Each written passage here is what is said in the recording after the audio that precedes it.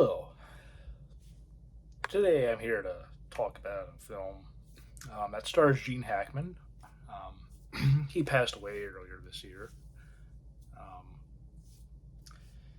and I just sort of thought, talk about a movie that he was in. Because some of the usual kind of things, the French Connection and Unforgiven and, those kind of films. I've talked about those, I've talked about The Conversation, and there are other movies I haven't talked about, but there's this one that I kind of thought, hadn't watched it in a while, and I figured, why not? Why not rewatch this just to see, if I like it still? Because it's been years. Um, and that film is The Royal Tenenbaums. Now, this film is made by Wes Anderson, and not everybody enjoys Wes Anderson films, mainly because of the kind of humor he interjects into the films. You know, isn't everybody's cup of tea, and I kind of understand that. Um, though this is one that I actually don't mind. I thought this was a fine film. Um, it's not my favorite Wes Anderson film, but this does star Gene Hackman as Royal Tenenbaum. Of course, the title is The Royal Tenenbaums, but on the back here it says Royal Tenenbaum. Uh, Gene Hackman and his wife Ethelene, Anjelica Huston, have three children: Chaz, Margot, and Richie, and they separated. Chaz Ben Stiller started buying real estate in his early teens and seems to have an almost uh, preternatural understanding of international finance. Margot, Gwyneth Paltrow, was a playwright and received uh, a Braverman grant of $50,000 in the ninth grade. Richie, Luke Wilson, was a junior champion tennis player and won the U.S. Nationals 3 years in a row. First real memory of the brilliance of the young Tenenbaums was subsequently erased by 2 decades of betrayal, failure, and disaster. The Royal Tenenbaums is a hilarious, touching, and brutally stylized study of melancholy and redemption from Wes Anderson. This film also has Owen Wilson, who plays Richie's best friend. He plays Eli Crash, who is an author. Wrote a book that sold really well. Um, and Bill Murray is in this film, as he typically is in Wes Anderson films, playing uh,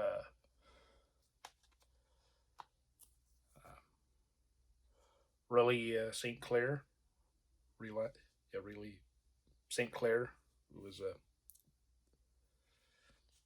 studying this kid Dudley, and like a doctor, and he's writing a book about him. He's married to Margot, and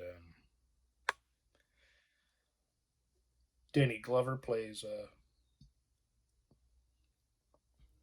um, an accountant who Ethelene.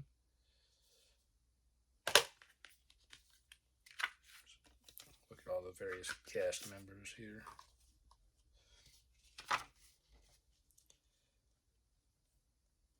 Yeah, Henry Sherman, who Danny Glover is. He's an accountant, as I mentioned earlier. Um, the film is narrated by Alec Baldwin. Uh, Chaz has two sons, Ari and Uzi. There's also Pagda, who's been with the family for many, many years. And yeah, this is just a pretty good film. Just seeing how all these guys, interact with each other, especially once the father, you know, comes back. One by one, they all kind of come back home. Um, Chaz does so because he's very concerned about the safety of his kids and everything, and he's wanting to make sure that they're safe, so he goes back home. And then Margot just heads back home, and yeah, Riley is Riley is just kind of beside himself, and he believes that after a while that she's having an affair, which she is with Eli, and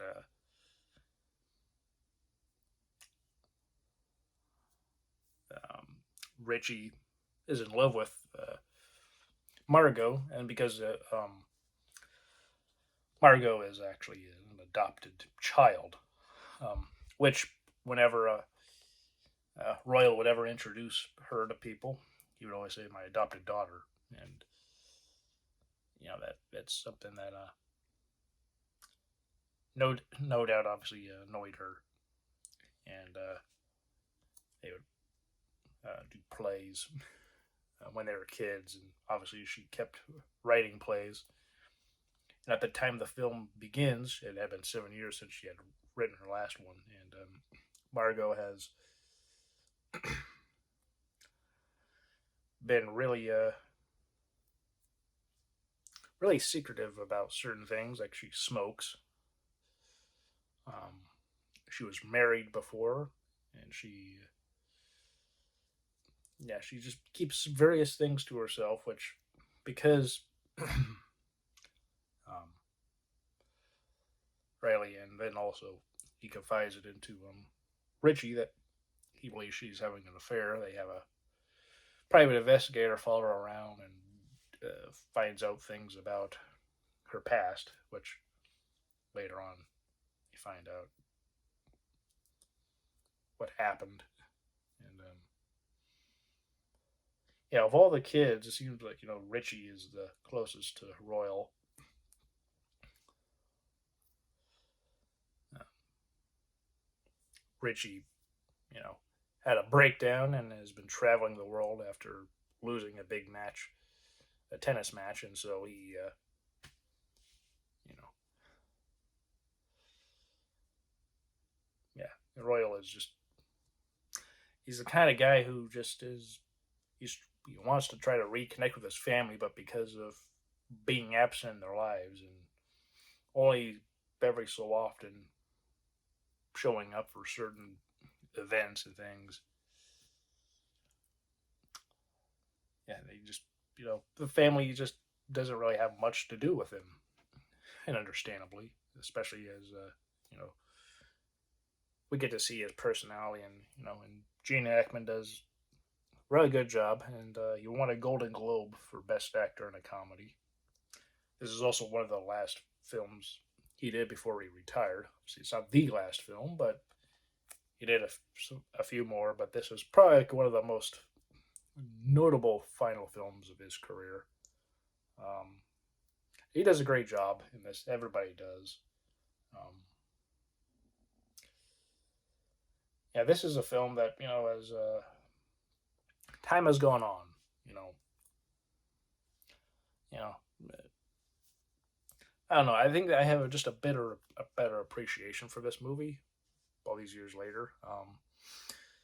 I remember enjoying it, but like fine film, uh, goofy and everything at various points, especially since in many ways the way everyone acts. Obviously, like Wes Anderson has performers act very certain ways,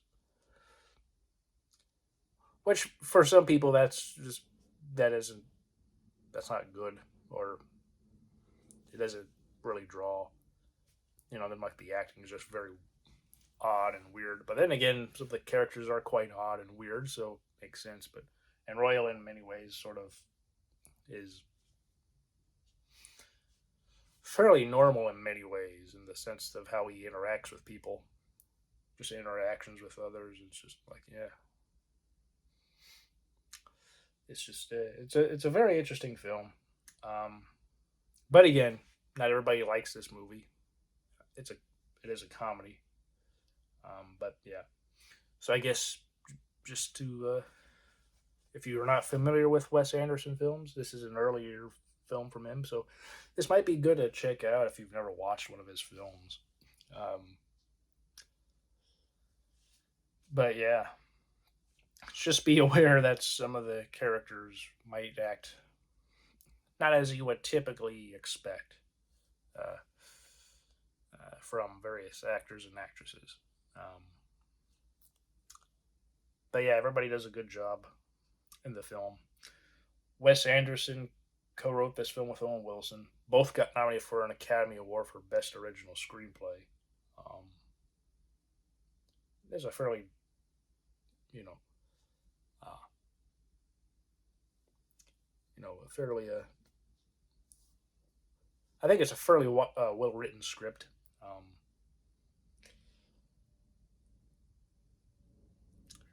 though some of the Chaz's you know, the way I said that, Royals acts sort of fairly normal at times. I guess everybody acts normal in their own way in this world.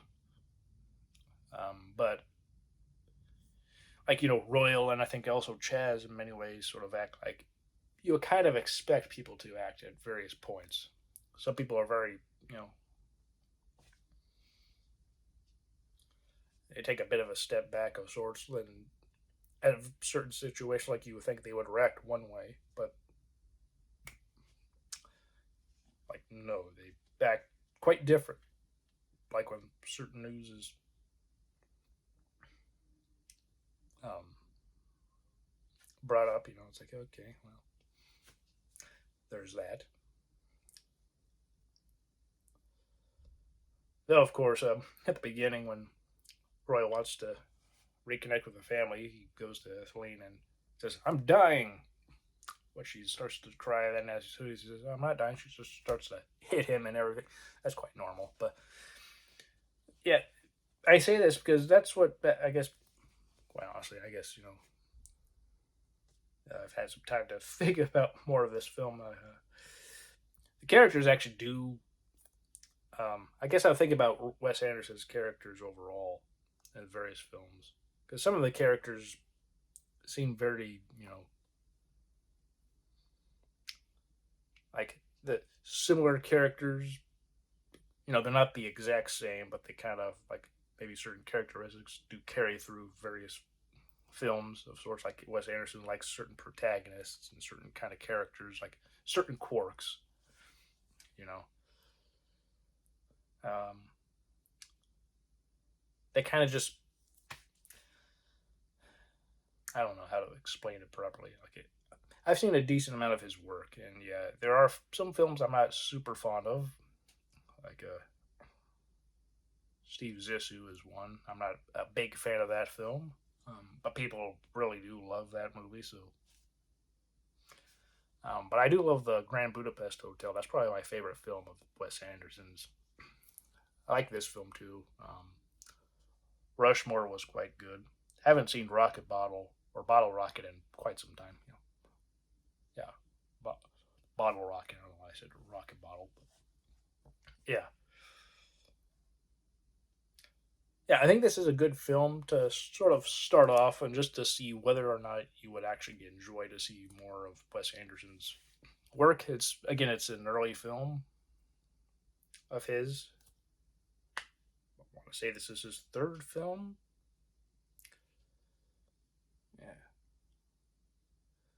you know, third feature length film. Yeah, there's Bottle Rocket, then Rushmore. I believe this.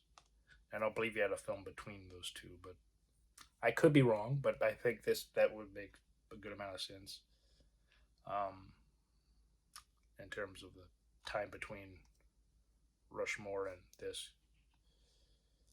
Um, would have about 3 years from release of Rushmore to this. So yeah, but yeah, Bill Murray is pretty much a mainstay now for Wes Anderson. Luke Wilson has worked with him before, I believe since some other films. Same with Owen Wilson. And there are some films that Owen Wilson was actually helped write, but wasn't in like Rushmore. He helped co-write that with Wes Anderson, but he wasn't in it. Um, and Owen Wilson was also an executive producer on this film, so there is that. I think this was an early film that he actually helped produce. So yeah, the Royal Tenenbaums. Gene Hackman again was actually very very good. I mean, again, everybody is good, but him as the lead was good. Though he did have some issues, as you know. Bill Murray in an interview said that Gene was one of those guys who did not suffer fools, and he also, he kind of thought Wes Anderson was sort of like a kind of a punk. Like, there's a young punk trying to tell me what to do, and he telling me how to do things in a very particular way, and he's like, I'm an actor. I can act. You give me a general direction of the scene, and I'll do it. You don't need to tell me exactly how to act. Kind of took umbrage with that, which, to be fair, with Gene Hackman, he had been acting for quite some time by this point, so that's understandable. But also, Wes Anderson has a very particular style and wants characters to do things particular. His characters to do certain things, or do things in a very particular way. Yeah, it's like I'm trying to kind of talk about his style, but it's kind of hard to do, especially if you're not watching it. Very visual. You can say what you want about the films and the content and the humor, but his films are quite striking. They have a very particular look, and yeah, I can't fault him for that ever. So yeah. Uh, anyway, that's the Royal Tenenbaums. Hopefully, this was somewhat interesting. It wasn't just a big ramble fest. Sometimes I do that, but yeah, this is one Wes Anderson film I do like. There are some others I'm not super fond of. Obviously, this is in the Criterion Collection, and every Wes Anderson film goes into the Criterion Collection sometime after their release as part of a deal he has with him. I know he recently won an Academy Award for Best Short Film. It was part of, like, I guess it's on Netflix, part of like some sort of anthology of sorts, like short films that he did in one in particular. Like, they were all combined like as an anthology, but they were also like released separately as short films. And one won him an Academy Award, and there are people who are like pretty happy he has an Oscar, but also, it's like, for short films, it's like, if a first time filmmaker or an up and coming filmmaker makes a short film, they get nominated. If they win, that's a huge moment for them because, well, they've they are now an Academy Award winner, and from there they can hopefully secure bigger and better deals on some feature films they want to do, or perhaps if they're just directing, they can then hopefully direct feature films. Some don't always write, but there are those who do write and direct. So that's a kind of a big step for them. And so some people kind of thought, it's great he has an Oscar, but also it's also like we're taking away, of sorts, from somebody who would be just as deserving and perhaps even a bit more so than Wes Anderson in that case, because best short film can be a big stepping stone for a young up and coming filmmaker. And it seemed like because Wes Anderson had been nominated many times prior for writing and directing and producing, that this was just sort of like, well, we just got to give him one. Maybe he won't win anything else down the line, but we got to make sure he is an Academy Award winner. And so some people kind of saw his win like that, but he didn't win for this film. My opinion, he should have won for. I think he should have won something for the Grand Budapest Hotel, like best screenplay. For the ones he was nominated for. Maybe should have been nominated for Rushmore for writing that. Perhaps he could have won for that, but who knows. But yeah, he lost this year. But I think Memento, written by Christopher Nolan and his brother Jonathan Nolan, I think they should have won Best Screenplay. They went to Gosford Park, which is a good film. So, both of those lost to a good film, a very good film that I like to rewatch someday. It was a pretty good film, but yeah. Royal Tenenbaums. Yeah. Maybe you haven't heard of this film, so if so, this I guess would be sort of like your first exposure to it. But and I do think this would be a good first film for people to watch. Again, it's early in Wes Anderson's career, so you could kind of see whether this style and this sort of humor and everything would work, because this kind of humor does translate in other films, though in some cases might not work so well. For me, the Aquatic Life of Steve Zissou wasn't a particular favorite of mine, but that's just one guy's opinion. One man's opinion doesn't,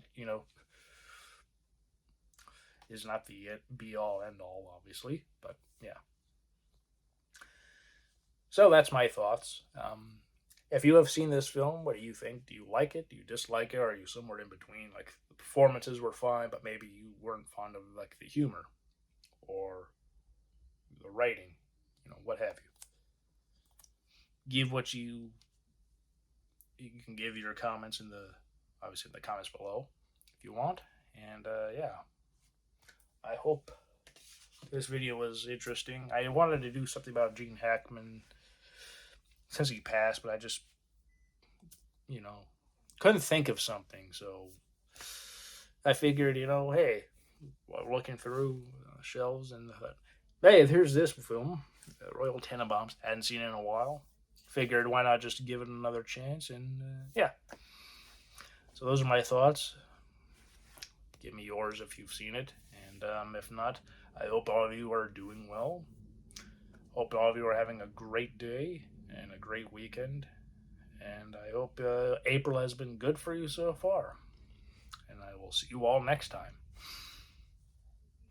Bye.